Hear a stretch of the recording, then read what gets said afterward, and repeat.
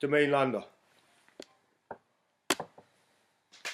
And the name of this blog is PTSD, Memory Tags and Abuse. Now, like many of my posts, it's personally inspired, and I omit and broadcast this for the benefit of anyone who's paying attention and anyone who has relative mental health conditions.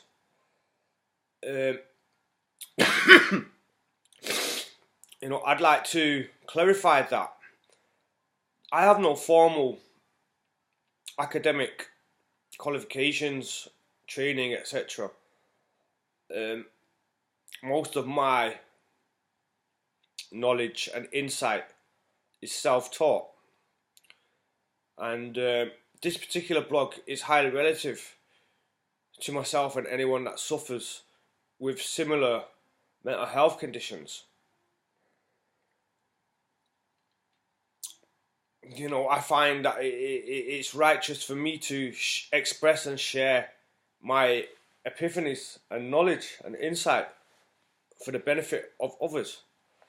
So, not to ramble on, yesterday I had a mental health relapse episode, and I was very emotionally turbulent and almost, raging and violent almost. Now, when I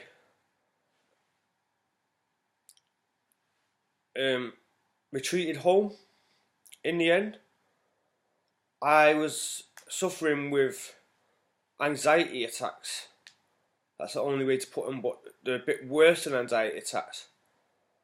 So, to kind of clarify what I'm trying to establish is that you may agree now I'm a civil person. Yesterday, you may disagree. Now, the fact that I'm aware of this proves that I don't have full-blown schizophrenia, phrenic condition, because as far as I'm aware, that a sufferer with schizophrenic condition, that their mentality has actually broken and splintered into two different personalities, and they should not really be aware of each other. Now, the fact that I'm aware of my mental turbulence and my different moods kind of supports that.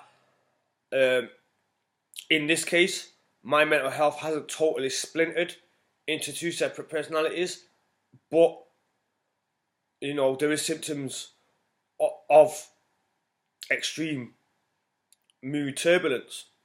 Now, the point is this: I've come to realize that if I isolate myself, I'm fine. It's only when I'm exposed to exterior influences that I will have dem-associated mental health relapses. Let me break this down.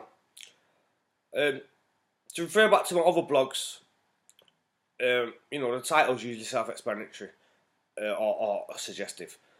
Basically, I give you a metaphorical scenario. Let's say I'm an only child. I've been very lonely, and I've had bad health, mental and physical health, most of my life. Let's say, for example, I found over the years, many years, I found salvation in drinking a cup of tea when I felt lonely and ill. So over the years, putting exterior influences aside for now, over the years, I have conditioned my own mentality to have a mental association to a cup of tea. So therefore, the point what I'm trying to make is, it's a likely possibility that when I run out of money and I run out of tea, that in a PTSD mind tag trigger way, all them years of subconscious loneliness and illness, etc., are triggered to become a relapse an episode. So the point is, what happened yesterday, I see with the grace of God. When you know, the light knows. Remember that. Union Jah. Union Terror Jah. Basically, I had to look back retrospectively and think, hold on, I've been in mental health hospital and assessed. And one occasion was significant when a member of staff, he tried to antagonize me, you know. But not only was I sedated and in a calm state of mind because I was isolated in hospital, I didn't have exterior influences influencing me and triggering me. So I was in a pretty calm, balanced place at that time. So I was aware that this member of staff is antagonizing me on purpose, and this is possibly a test of assessment. And therefore, I passed that assessment. So the point is this, that I, under my own accord and influence, am a civil gentleman. I'm not a raging animal. But under influence and circumstances, my mood swings and I become turbulent and unstable. I'm going to break it down a little more in more detail for the benefit of anyone who's listening. Firstly, last week, I had very little money. So, the need for food, the 4 F's, the need to feed, the need for food, that's relative and associated to money in today's society, unless you grow your own food, which is a very wise and intelligent thing to do, but it's easier said than done. So the first key factor of my mental health relapse over the weekend was, previous to that, I had no money all that week. So another thing what I'll make apparent and clear is that it's my theory that if someone is kept in a state of stress Monday till Friday, on the weekend, with, you know, additional factors, you know, it's not really relevant to go into too much detail right now. Do your own research. All this is psychology, you know, sociology. It's nothing new. Basically, if someone is kept in a state of stress Monday to Friday, which is happening to all of us in today's horrible society, that on the weekend, you possibly are vulnerable and susceptible to an altered state of mind because of that conditioned stress Monday to Friday. And again, I mentioned conditioned because the whole 9 to 5, Monday to Friday, is subconscious conditioning. And you know, it's not necessarily a bad thing, but it is what it is. And what I've learned also is that many techniques of therapy can also be used as techniques of abuse. So mind tags is the biggest example I can give you. And I become a parent of that in a little book called Mindfulness or something, which was basically a little book with helpful quotes, etc., and guided structured technique write-ins. And basically you would doodle when you were stressed, and you would subconsciously associate creative doodling, art, etc., to relieving stress, for example. So the brain, trigonometry, would associate doodling with relieving stress. So the doodling would be a trigger to relieve the stress, so to speak.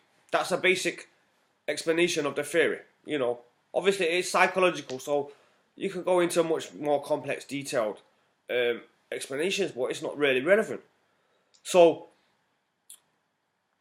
firstly, the 4 F's.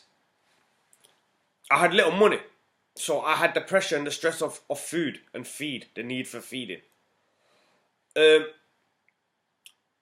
emotionally, and this is something what I can't prove, get the violins out, that I've been an only child, and for the most part of my life, I've been very lonely. And for the last few months, that's been the case also. And I can see, when this is another thing that I can't prove, that either people are scared to come into my social circle, or I don't want them in my social circle, or they're in my social circle with a hidden agenda, not to get weird. So basically, I'm very lonely, and I've always been that way. So get the violins out. I'm kind of used to it now.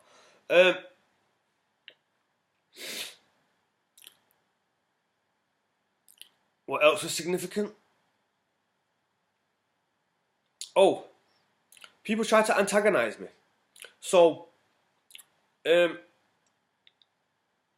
I'm at now, mysteriously, there was broadband before the previous tenant moved out. And literally, the day the tenant moved out, the wall socket, is damaged. So, basically, I have to ask my neighbours if I may use their Wi-Fi. So basically, one night, in coincidence or organic or orchestrated, who cares? There was a problem with the Wi-Fi. So subconsciously, that antagonized me. But what I did, I got creative, and I had like an 8-hour Reason beat making session. So the Wi-Fi come back on mysteriously. And basically, the point I'm trying to make is, I am becoming aware, and I want to admit to others that are listening, that